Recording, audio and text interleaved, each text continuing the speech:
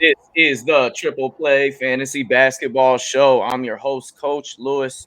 Excited for a new season of basketball, not only to watch visually, but you know, get our fantasy going.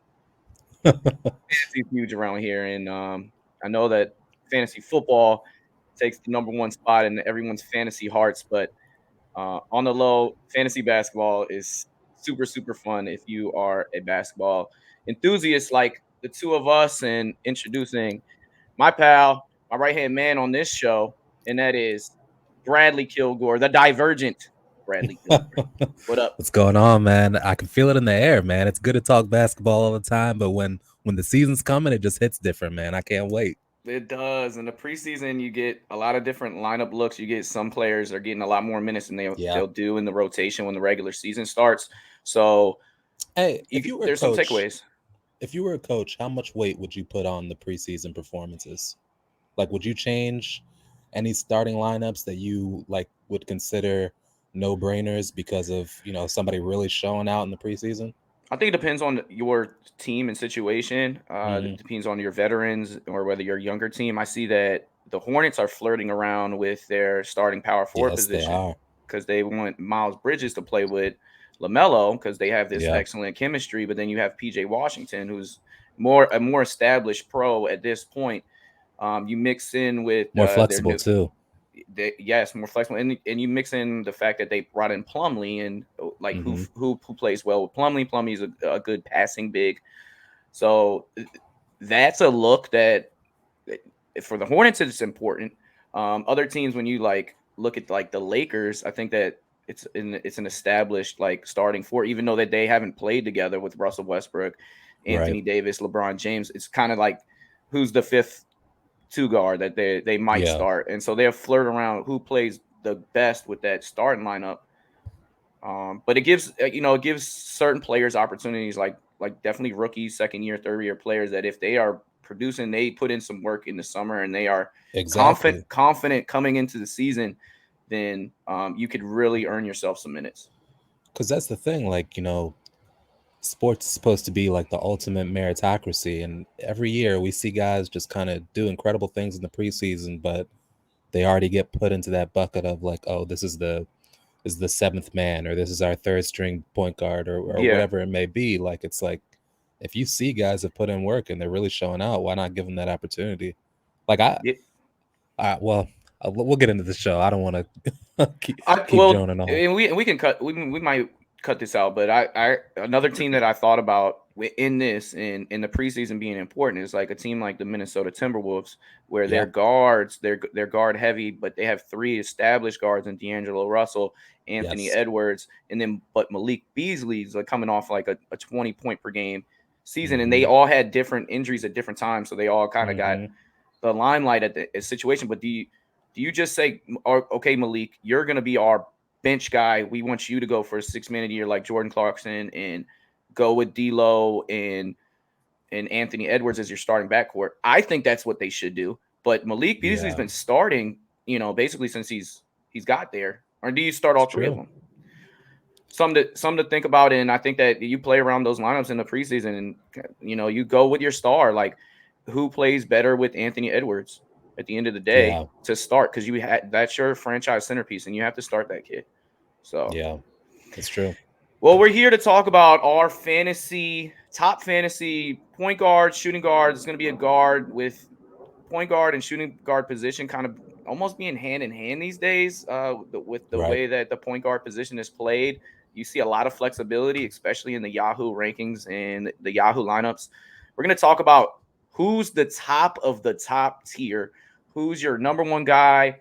We'll kind of group some people together, and me and Brad will go back and forth who we want to avoid and who we want to grab, and maybe we want to just stay put in a couple rounds on this position because we see it get deeper later on. Mm-hmm. Uh, there's no perfect way to draft a fantasy team, and with their first round pick, you're set up for success no matter who you're kind of building that team off of. But I can't say like, oh, I draft all players that are all well rounded. That's cool if you have Jokic to begin with, but if you start with like a Steph Curry, he's very 3 point heavy. He does produce Mm-hmm. in other areas, but I think when you're drafting, It depends on who you start drafting. I'm always a get the best player available because there's so many injuries that happen, and at the end of the year, if I got 8 guys playing top tier basketball, I can kind of flirt with the rest of my lineup to try to win. And it's luck. And it's good trade bait too. Like if you're always taking the best player, and then you find you have a strength somewhere, you can go plug holes where you're weak with a talent that is a first round asset in any category. So I agree with you. Well, and I did that. We did a trade last year, Brad and I was going for a position I was very weak. I didn't address the center power forward position. I was getting crushed in rebounds and blocks every week. So I gave up one of the best players in fantasy basketball in James Harden to get Anthony Davis. The only reason it kind of worked out for me is because the package that came with it. I got RJ Barrett and Terry Rozier, who are also 2 really, really good guys. And stat stuffers too. Stats. So in our league, we have a financial cap. I spent all my money on my first 3 picks. I got Jason Tatum, James Harden, Steph Curry, and I was basically out. I was out of bread, so I needed more players too. It ended up working out at the end, but James Harden clearly is a much more superior fantasy basketball player than Anthony Davis. I don't know. AD had a down year last year. I think if we look at his championship year, they're a little bit closer in terms of comparison. Yeah, yes, and Anthony Davis has had years where he's kind of been slated as the number 1, but James Harden's been a top 5 player in the last 7-8 years. Like consistency. Yeah, because he's more durable. Yeah. So who you got? Who's the top guy? I think it's consistency here, but who's your top guy as far as point guard position is concerned? It's probably not. I'm sure. I imagine. I think the consensus is Luka at number 1, and I'm sure you probably have Luka at number 1. Sorry for that barking. You're good. I do not have Luka at number 1. So okay, all right, then we might. So I actually have James Harden as number 1. Okay, all right, and that's and if he's considered point guard, I think that James Harden is kind of your safe bet. I only have him at number 1 because it's looking like Kyrie may be a part-time player. I think it's really dependent on what happens with Kyrie. If it turns out that Kyrie has a change of heart and he gets the vaccine, or he's able to use some of his juice as an NBA player's rep to change the rules and make it so he can play without the vaccine. Either way, if he's able to play, it takes some of the ceiling away from James Harden, because while they both decided that James Harden is the point guard because Kyrie has a better skill set as the 2 guard, I think it's clear that the responsibilities that will be needed on that team is going to fall on the point guard to score, to rebound, to assist, to pretty much do everything that they do.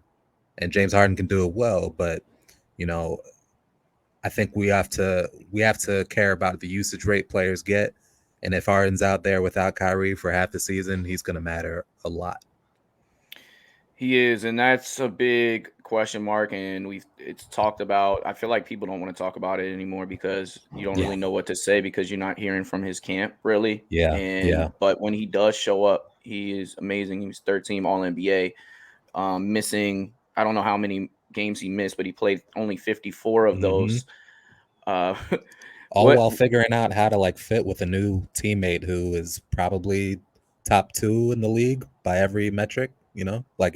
Absolutely. And if you throw in James Harden into this point guard category with Kyrie, Kyrie at the end of the season, he's still a top 5 fantasy point guard.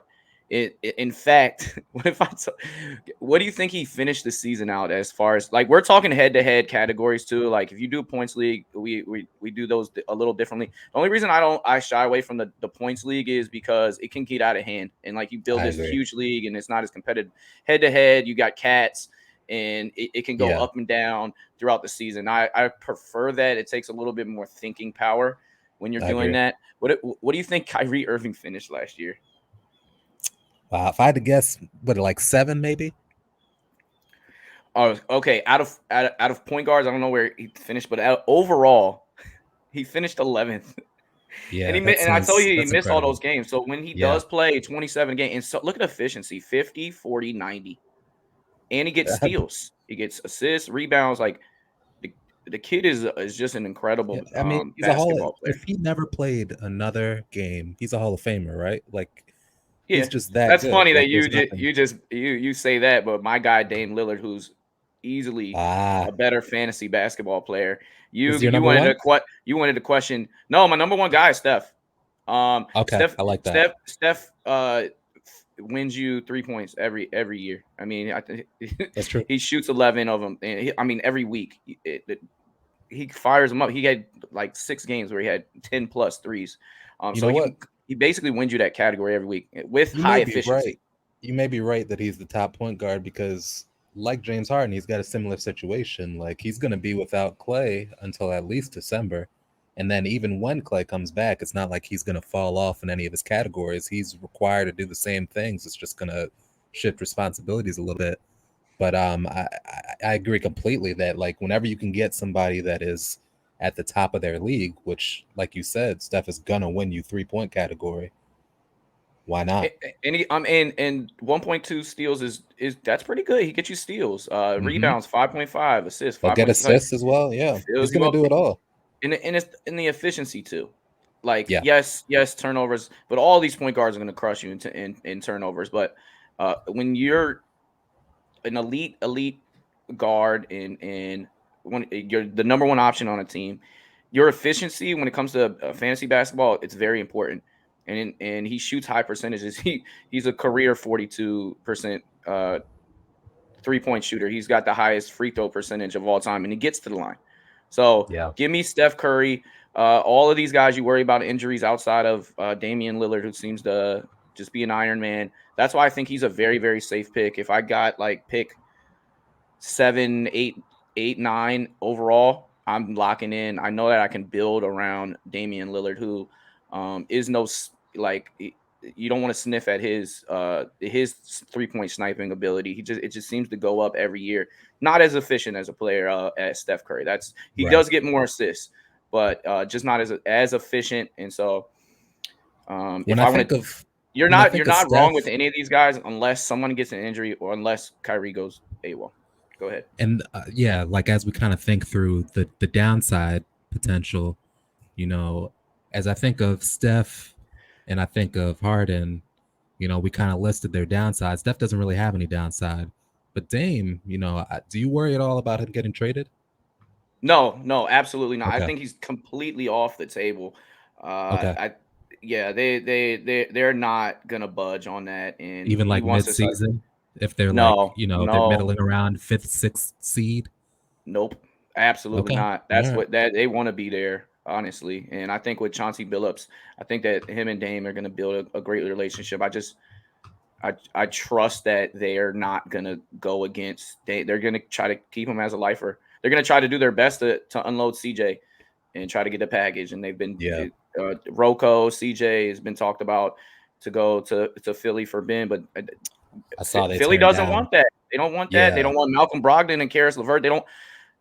What are they going to do? The kid's not going to play. They just paid him $8.1 million to not come to camp. I don't know. Like if they're turning down Malcolm Brogdon and they're turning down, CJ and Rocco, like I don't understand what it is they're doing unless they're really sure that they're either number one going to be able to convince Ben Simmons to come back, or number two, they're just going to hold pat and be like, okay, you have 4 years left on your deal. You're either going to play or you're going to retire. Like we're not going to trade you for something lower than what we believe your trade value can be, which I don't, that doesn't seem like it's Daryl Morey's style. And it doesn't make sense to me either. Like it seems like they're almost embarrassed that this is happening to them. So they're spiting themselves. Like go make your team better the best you can. And his style is to get a star. And I think he wants Damian Lillard. And it's just not. But he doesn't. But like you said, like I would rather have Malcolm Brogdon and Caris LeVert as opposed to just Damian Lillard, because then Brogdon's a 50-40-90 guy. He also gives you defense. You still got to. I don't know. We're talking about a top 10 player in the league. You still got to take Damian Lillard. all day. I hear you. And like whoever else is on the court, whether it's Steph Curry or Danny Green, like that's still way better than Malcolm Brogdon. I hear you, Caris but Ben Simmons provides so much defense for that team. He's arguably Defensive Player of the Year every single year, and you're not getting that back with Dame. You're getting scoring, which you'll need, but you're not getting the defense. And Brogdon provides you defense that you're not going to get elsewhere. He's one of the best perimeter defenders in the entire league, aside from like Drew Holiday. So I don't know. And you're getting microwave scoring with Caris LaVert, man. I don't know. I think it's a great deal. I'm surprised they didn't take. Well, and he's a guy that's already agreed to like come off the bench and average adult. Like he's about the team, and he's so versatile as far as he can shoot off the catch, and he can really play make. And he's he's a big guy. He's a decent defender as well. And the Philly is kind of light as far as their bench outside of Drummond and as a big man. Yeah, I think that you have. Like you need more Maxey, players. Maxey we saw that good, Melton. Maxey does look good, but you saw this in the playoffs when, like on the low, the Sixers lost Danny Green, and that was actually a big moment for Atlanta. And he was doing he was doing a really good job on Trae defense. Yeah, and he's defender and he's a proven winner. So like Danny Green is actually a big blow for Philly. I think that they pushed what's through. Up with Caris LaVert's back? That's another thing that I don't know if we make that trade because Caris is always has lingering like just little injuries all the time. So I don't know that He got some bad luck, man. He does. He really does. It's really crazy. Every time he has like a great year, like something happens where it's just like, oh, you have a tumor, or oh, you sprained ankle, or your back is when his leg snapped in half. That was the most random thing ever. It was, Paul George like, but he came back off of it. But yeah, Caris is somebody that you look lower down, and is somebody that if it stumbles in your lap, you pick on. But so, are you avoiding Ben in general? It's like I'll just let somebody else get him.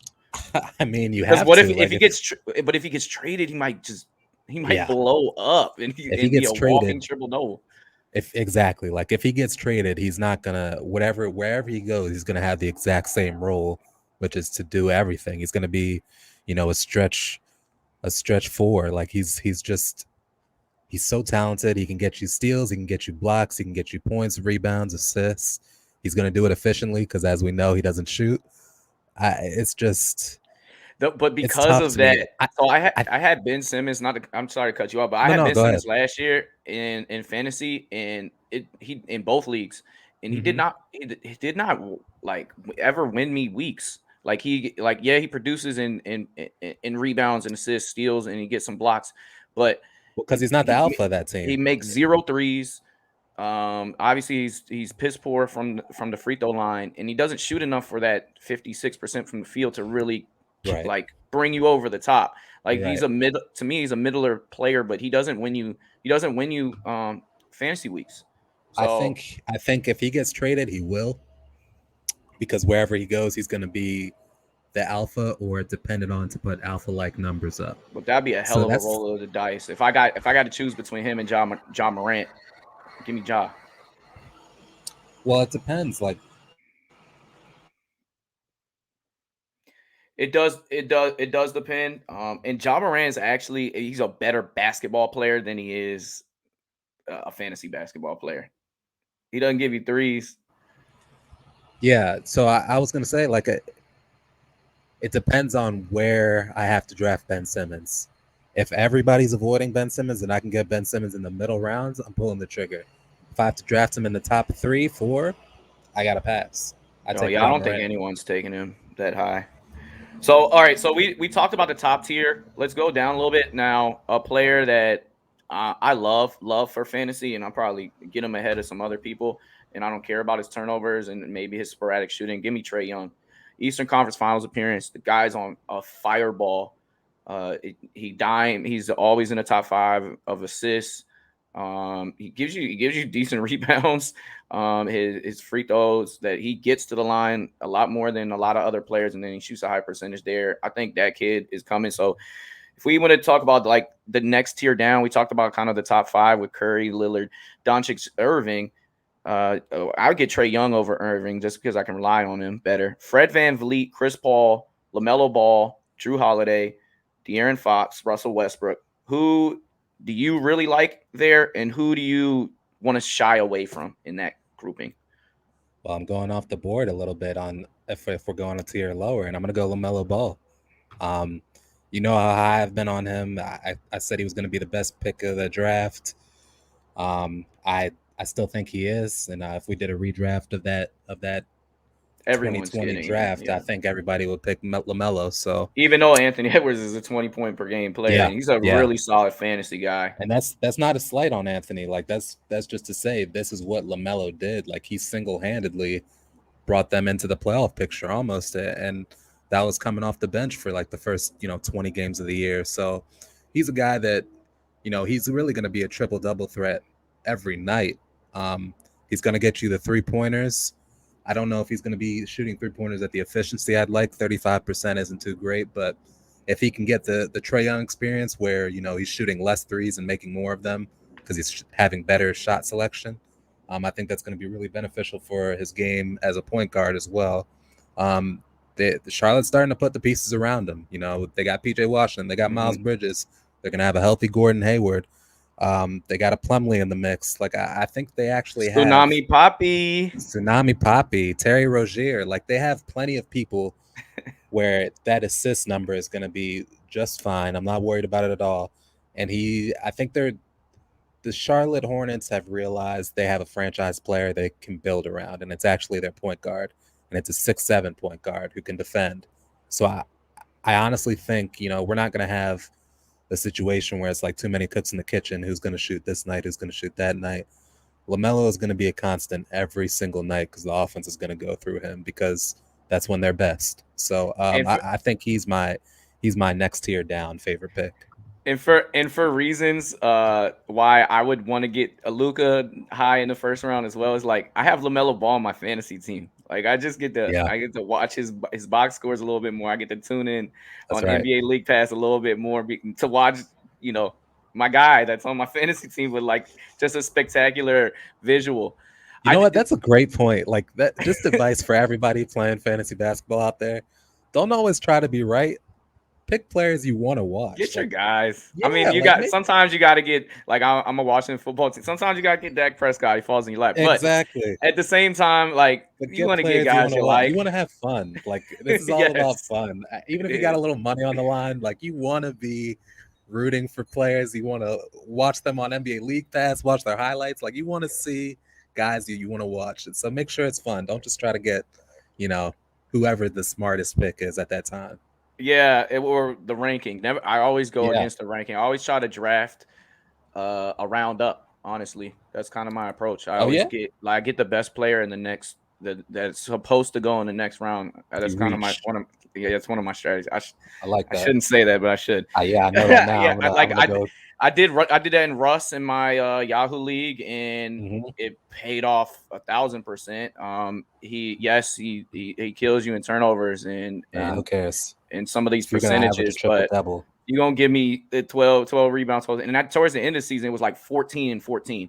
It was stupid. And we didn't like he's in this pairing too. You compare those numbers with LaMelo, plus he rarely misses games. He was a much better overall player last year. You got to see LaMelo Ball's stats go up. He might be the best passer of the basketball that doesn't get the number for it because he's such a willing passer. But yeah, go ahead, Russ. Russ is the most probably disrespected player in the league. Like he averaged a triple-double again, and nobody talks about it. And he led the league in assists, and nobody talks about it. They act like he's some selfish player who's only about his stats. Like I just not only is he great in fantasy basketball, like if you own him and you have the chance to watch him play, you're gonna see why what everybody says about Russ just isn't true. Like he just matters on a level that is beyond, almost the X's and O's of the game. Like he makes everybody better by his work ethic, and he always tries to do the right pass, take the right shot.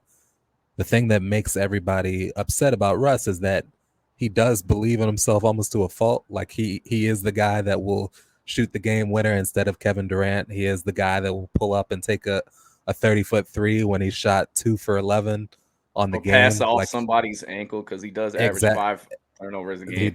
He does do that. But that's like, you got to take the good with it. He's not a robot. He's not perfect. But if you're gonna have the mindset of a great like he has, you got to accept that sometimes he's gonna do things that you wouldn't do. So I just I love that you went and picked Russ despite what you think about him. Yeah, I had to. So I had the side. 4 pick. I end up getting Jokic over Towns because I like Jokic over Towns, even though last year Towns was rated higher. And then I went and I stole Russ in the latter end of that second round, which he was slated to go in the third, like into the third. So like that was my reach, and it ended up working perfectly. Now he does go to a new team. He isn't on the Lakers. They have some better players than the Washington Wizards. So the rebounds, LeBron and AD are going to grab some of those. Your assists, LeBron's going to have the ball as well. I see all those go down. I don't see him averaging a triple double this year. You do? Yeah. Maybe we put a little side bet on that one. That's interesting. No, I don't hate that because I think the reason they made the pick for I think it'll be close. I think it'll be close, but I don't think no doubt, quite to double digits. Yeah, I don't think you think that it's going to like 25-5, but I think the reason the Lakers brought on Russ and he's like a perfect fit for them is because Bron and AD are either going to get injured or take some games off because of just their maintenance habits, and Russ is just such a workhorse. He plays every game. He plays through injuries, and when he does so, he's able to carry a team. And I almost think that's the role he prefers. He prefers to be the best player on the team. He prefers people having to defer to him. He prefers the offense to go through him. So, I think on those nights where you're right, where LeBron and AD are going to take some rebounds and assists away from him, there's going to be other nights where they don't play and he goes nuts. So I honestly think there's going to be plenty of opportunity for him to average a triple-double for the third straight year, which is incredible. And to get 12 rebounds from your point guard position. It's unheard of. He is the greatest rebounding point guard of all time. Ever. And he's not even tall. He's like 6'4". Like, it's not like he's one of these new age 6'7" point guards that like are as tall as forwards and centers. Like he's like a regular old school guard, and he's getting just crazy numbers off the boards. It's the anticipation, the knowledge of the game. Like, to be able to be a great rebounder is a skill that a lot of people don't talk about. It is. It really is. And that's a wonderful point, Brad. You gotta get a shout out on that because no one talks about that. No one talks about it, and that adds into too many people are sitting on Russell Westbrook. He does so many things that affects winning, even if he can't shoot too well. I think Coach, let me ask you, who's a point guard you're trying to avoid this year? Chris Paul is a guy that always is a little bit overrated. I mean, right now with his durability, I think he's still a safe pick, and he's a good pick, but like his point per game going to 16. You're just going to see a little bit of drop along the way, only averaging 8.9 assists, and when he's been a double digit king his life. I'm avoiding Ben Simmons, even though it could be a risk reward situation there. I try to stay away from players that might have injuries. Kyrie is somebody I'm avoiding. Chris Paul is somebody that I wouldn't reach for. I would actually fall back and get somebody more consistent, like De'Aaron Fox. He's one of my picks as well. They're in that grouping, and the numbers have increased every single season. And his 3-point makes seem to go up a little bit more. He works a little bit harder on that. So those are guys that I would avoid at the top. The thing about De'Aaron Fox is like he's one of those guys in the West Coast that just never really gets talked about because point guard is probably the most loaded position in the league. Yeah. And if you're not on the East Coast, nobody's staying up to watch your games. What's something that you like about De'Aaron Fox that people just don't talk about? What people do talk about, he's like the fastest player in the NBA. But what I do like is that he actually has a really good shot making ability off of the dribble, and that's something that he's a dynamo in the pick and roll, and just because he is so cat quick. But he gets mid range shot. He hit a game winner against the Wizards last year, and I don't know if anybody saw it, talked about it, but that shows a little bit of clutch. He steps up to competition. You see that dating back to the college days when it was him and Lonzo going heads up, and he dropped 40 on him. He gets a high, like steals 1.5. That's nothing to sniff at. People aren't getting, 3 steals like Allen Iverson used to do back in the day. Like 1.5 steals, that's a solid thing. And those are pivotal categories, those steals and blocks. And if my point guard can give me, points, assists at a 7 clip, and still get me some steals, those add up to be winning category. And 25 points. I mean, that's 25. That's not 20. And, in every fantasy league and in every sport, like opportunity is the name of the game. And De'Aaron Fox is going to play like as many minutes as he can handle. Like we're talking like 35 plus every night. Like he's a guy that, maybe you're down a couple categories into Sunday and you don't know if you can pull it out. If you have Swiper, if he's about to play, like you have a good chance of getting every category you need because he just is going to play all the minutes he can handle. And you got guards that have flexibility on that team. Tyrese Halliburton is efficient as hell, and Davion Mitchell, and Buddy. So I could see kind of a Buddy Davion coming in off the bench lineup. Yo, did you see Buddy Hill take 13 threes before halftime? Oh yeah. Well, dude, he is one of the greatest shooters to ever play the game of basketball. Yes, he is. Like, can we free Buddy? Can he go somewhere? Because I thought he was going to go to the Lakers. He doesn't want to be. Yeah, and people thought that was the better of the move than Russell. He thought he was going to the Lakers. Crazy, Russell. Yeah, if you got a chance to get Russell Westbrook, you get Russell. You get Russell. But he's not a Hall of Famer. He's one of the greatest shooters of all time, but I don't think he's going in the Hall of Fame. Russ is a no-brainer, first ballot. Oh, absolutely. Some guy that hopes to be there one day. This is a guy that I have my eyes on now. The question is if he has some type of injury. This is Shai Gilgeous-Alexander. He has one of the high floor ceiling players in fantasy. He averaged 24 last year, 5 rebounds, 6 assists. That OKC was winning when he was playing. He just gets better each and every year, and then he has a chance to give you a block, give you a steal. He shoots high percentages. The ceiling is very high, and he's got some versatility. You can play him at the point guard or the shooting guard position in fantasy. What's your feeling on Shai? Yeah, so we had a conversation about this on one of our recent pods with Zach Noble. I think that Shai has all the talent in the world, and I think he's best suited playing the two or the 3. I think they brought in Josh Giddy for a reason, and that's because they want somebody else to play point guard. So in that, I think we're going to get more points from Shai this year. Yeah. But I'm expecting less, boards, less assists, because he's not going to have that role anymore to distribute and set up other players and, to have the offense go through him. Oh, yeah, he will. That's going to be Josh Giddy. That's because they got Giddy. So you're thinking, all right, so fast forward, I guess. Rookies and sleepers, you're probably looking at Giddy. You've been very high on. He was very productive in that first preseason game. I think he had like 7 dimes and like 5 boards, 20 points. These dudes that are coming from other pro leagues around the world, like they're just as good as our NBA pros. Like they're ready. I don't care what age you are. If you're 16, 17, 18, 19 playing in a pro league, you are playing against adults, you're trying to feed your family, and they come over to the NBA and they absorb everything they need to absorb. And I think we've seen, from guys like Luka, guys like Melo, these guys that are coming overseas, it doesn't matter how young they are, they're pros and they're ready to play.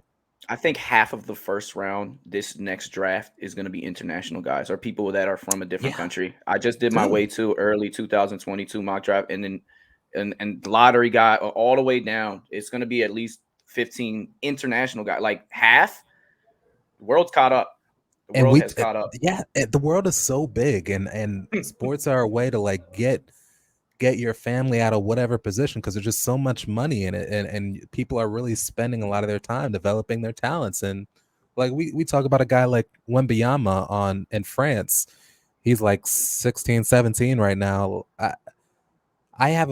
He might be the best player of all time. Like he's a 7-footer that can shoot, that can block. He can do everything. He's like Kevin Durant on a different level defensively. It's something I haven't seen before. Like these kids coming out from other places. Like give me Chet. The U.S.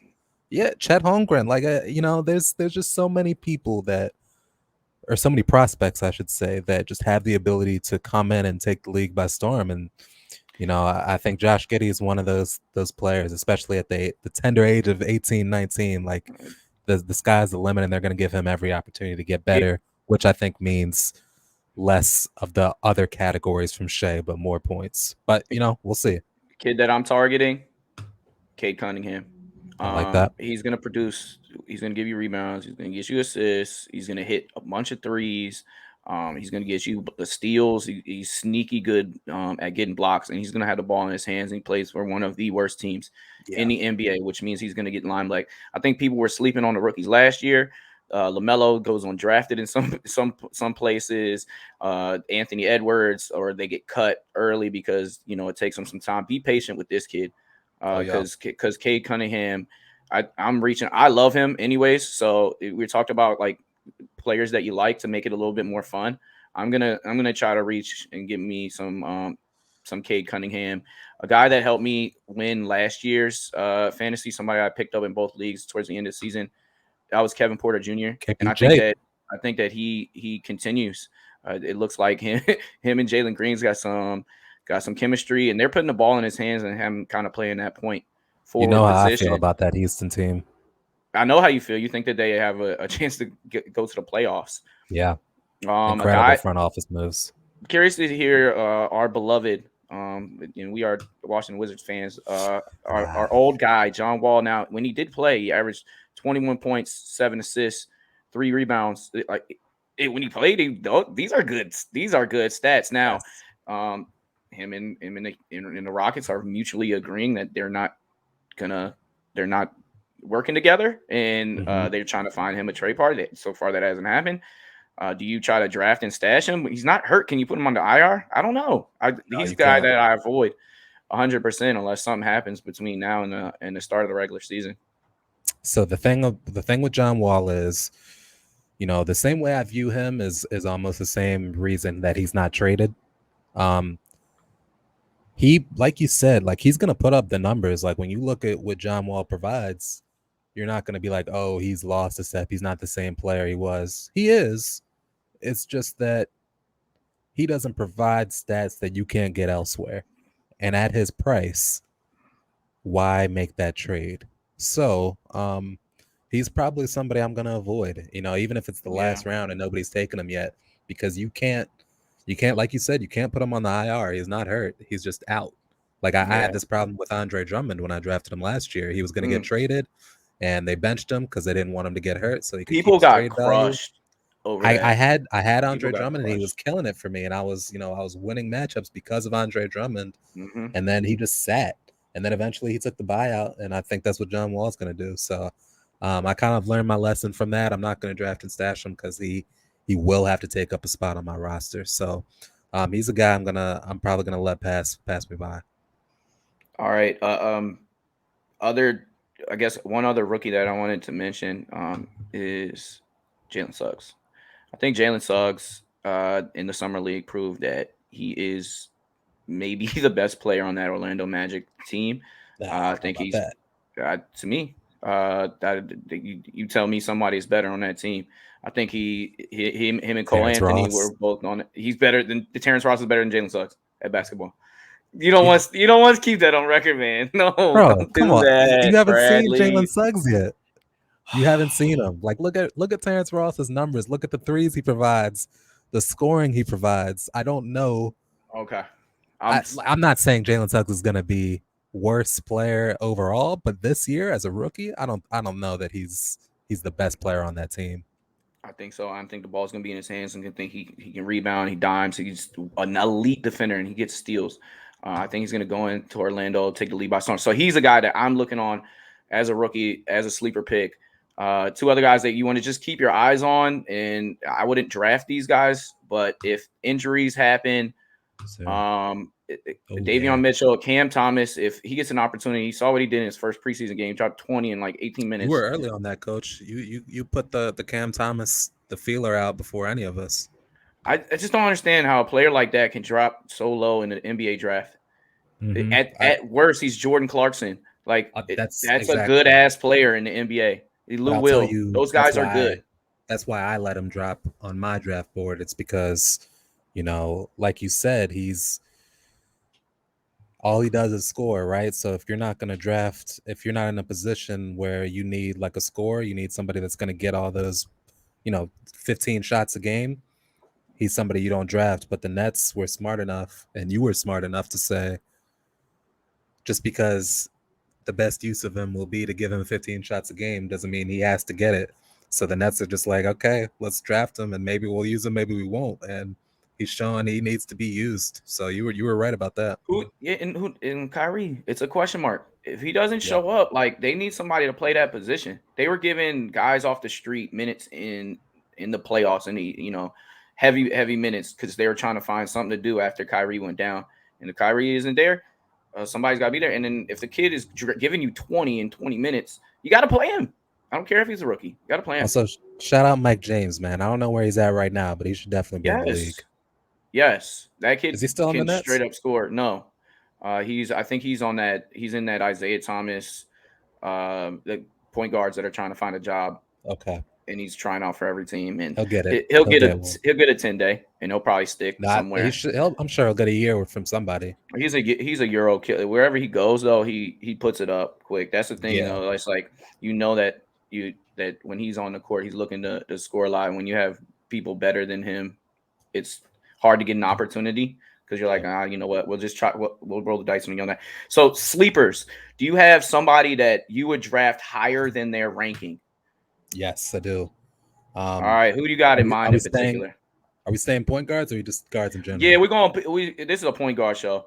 I think we're gonna clip it. We're gonna end it, and then we're gonna have to do shooting guards another time because this is all point guard, and I'm a point guard, so I don't mind spending an hour on some PG talk. All right, then I'll go Dejounte Murray. Yes. I think. Were you thinking about Derek White too? I was. Yeah, somebody's got to do it. It's DeRozan's gone, so I'm with you. Go get those guys.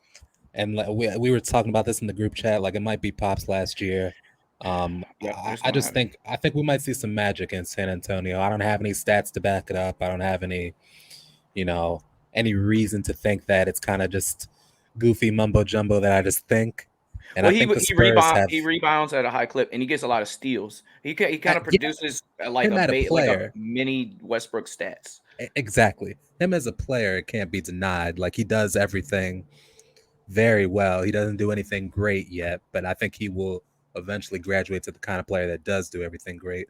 But I do think that the Spurs they've rebuilded, right? Like they have their little young core. And just like the Spurs, they don't have any brand names until they become brand names.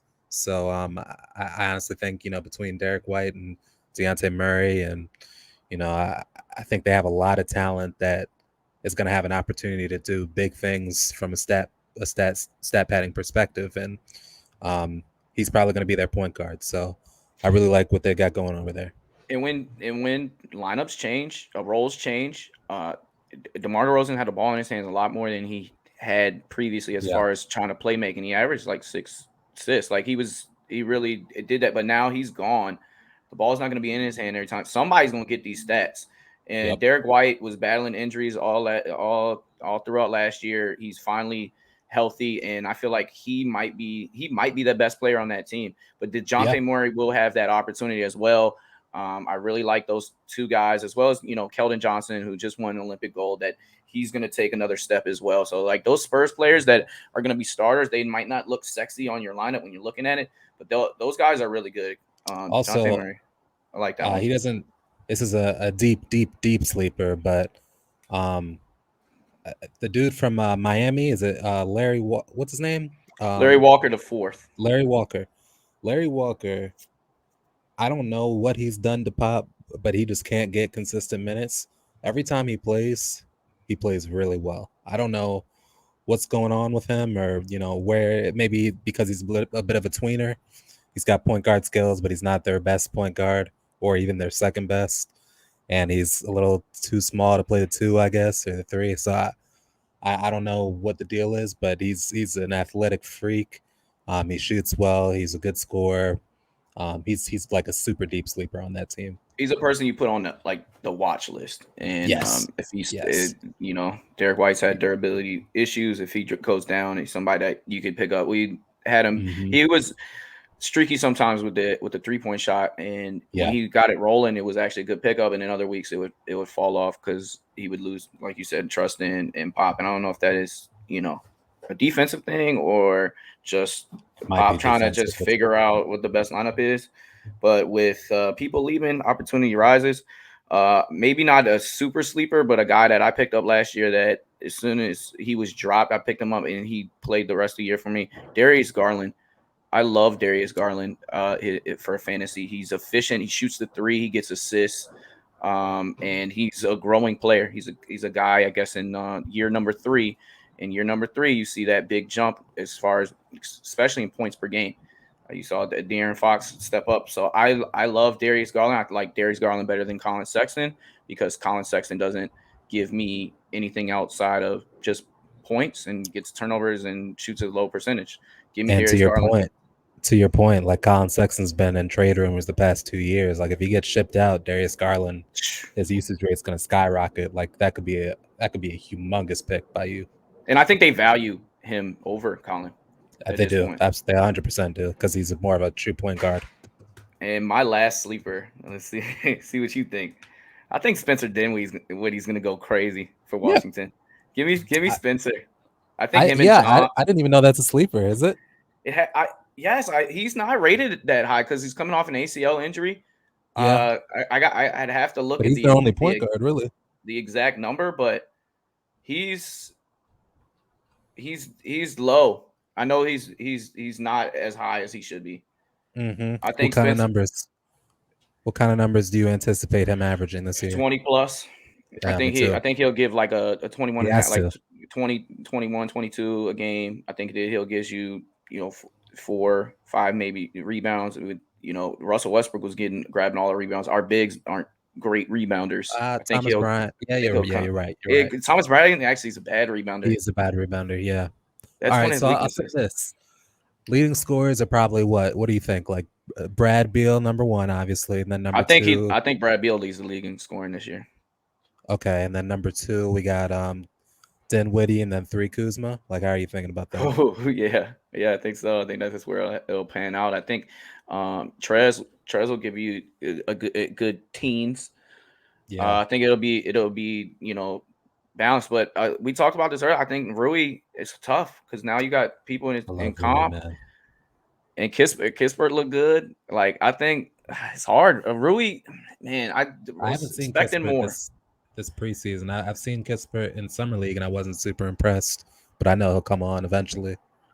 Yeah, I like me some Kispert. I'm not thinking about him in fantasy, but I think that he's a solid contributor that's going to get you minutes, and you just got to kind of figure out your best lineup.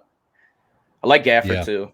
So, this just became a Wizards podcast. Yeah, we'll scrap that. All right, Nickeil Alexander-Walker. As we're kind of wrapping things up, I think that this guy, because Lonzo Ball is gone, who's somebody we haven't talked about. That's interesting how it'll work out in Chicago. But Nickeil Alexander-Walker is somebody that has some flexibility at point guard and shooting guard. He gets a lot of threes. He gets some steals, and opportunity awaits as that Shai's position cousin. that position opened up. Also, they made a signing of somebody that you used to say deserves a max contract. Who's that? We're going to talk about him? Who? Devontae Graham. Oh, I forgot they signed him. That's right. New face. Wow. New place. New face, does he resurge? Does he get back to I can't. Confident playing back? You can't. He's still tiny. I thought coming off of the year he had 2 years ago and being in Charlotte was literally like the perfect place for him because they gave him an opportunity and then they believed in him. Now he's going somewhere where he has to like prove himself and or fit in. So it's just a completely different situation, a different confidence, different role, different vibe. He's probably not even the 3rd or 4th option of the offense in New Orleans now. Like I can't pull the trigger. I'll take my L on that one. But I really do. I do believe he's super talented, and if they didn't draft LaMelo, Devonta Graham would still be in Charlotte, and he'd probably be uh, probably their second highest paid player. But life happens, and he's in New Orleans, and he'll do well. But I don't think of him as a fantasy asset. All right. Well, he does. To his credit, he might shoot you out field goal percentage, especially last year. It was very putrid, but yes, he is a high assist guy, and he gets to the free throw line a lot, and he shoots a high percentage there. So he's he does tiny other guy. things. He's like 6 foot. Yeah, he does things that affect winning. Yeah, I don't think that they're going to see a lot of winning there in the Pelicans, but no one really knows what that team. They're the biggest mystery in the entire NBA. They're not close, man. Yeah. So, do you have any last thoughts? Anything that you want to plug before we wrap this up on our point guard special fantasy style? I thought this was a really good discussion. It was, man. I wish we could go a little longer. I don't really have any last thoughts. I'd just say for a plug, check out fantraxhq.com. I've been writing a lot for the basketball and football on there, so we'll have fantasy insight all season long if you want to read written form instead of listening to the podcast, or you could do everything. Why choose? Absolutely. Wherever you find your podcasts, go follow the Triple Play Fantasy franchise. Look out for our baseball, basketball, and football pods that drop every week. Our Triple Play Fantasy YouTube channel is dropping content every day. This includes Coach's Corner, Movie Minute Reviews, Super Fantasy Bros, Fantasy 15, Between the Seams, Fantasy Foodies. It seems like we're adding something every week. Some guys didn't get a shout out in here, but we appreciate everybody that's putting out contact on our Triple Play Fantasy pod. Recently, I just dropped a way too early. I talked about it earlier, but a way too early 2022 mock draft, lottery style, where I talk about basically my top 14 guys, but also then I sprinkle in like 8 other international guys that could be in that lottery. And it was excellent, by the way. Great job with that. Appreciate it. I did watch that. Researched. I got all their recent statistics, points, and everything like that. You can scroll through it, and it's nice. Get you a nice idea of who to watch for college basketball, G League, overseas. Somebody's getting a mention, but it looks like this draft is actually very strong. Where this most recent one was off the chart. So the league is in good hands. Check us out on Twitter and IG at Trip Plate Fantasy. Thanks again from the entire Triple Play Fantasy family. Continue to love the game. We got forward preview dropping as well. Doc, selected guests. We're trying to get you prepped for your fantasy league. Please like, subscribe, comment so we can get back to you.